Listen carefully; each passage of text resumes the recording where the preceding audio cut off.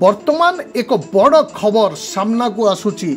बलांगीर रे सांबादिकों को आक्रमण घटना रे निज आडू मामला रुजु कर डीजीपी को नोटिस कले एनएचआरसी।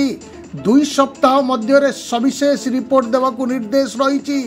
वर्तमान रो बड़ खबर एबे एनएचआरसी निज आडू मामला रुजु करिसंती एवं डीजीपी को नोटिस करिसंती एनएचआरसी।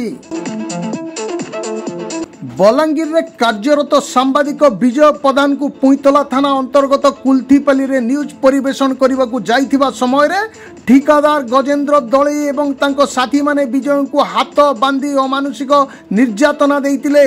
एपरिकी घंटा घंटा धरी हाथ बंधा अवस्था रे सांबादिक विजय को लोकंक गहन रे बसाई तांको मुह उपरे लात गोईठा मारिथिले, जहार वीडियो सोशल मीडिया रे वायरल होइतिला।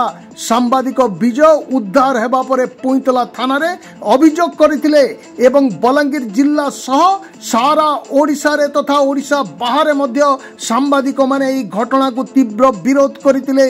एई घटना रे पुईतला पुलिस मुख्य अभियुक्त ठिकादार गजेंद्र दलई और तांको 4 जन सांगों को गिरफ करी कोर्ट चालान करी सारिथिबा बेले एबे एनएचआरसी निज आडू मामला रुजु करी डीजीपी को नोटिस करिथिबा जणा पड़िछि। जने कार्यरत सांबादिकों उपरे एभली अमानुषिक आक्रमणकारी विरोध रे दृढ़ कार्यानुष्ठान हेबा निहाती आवश्यक बोली साधारण रे दाबी हेउछि।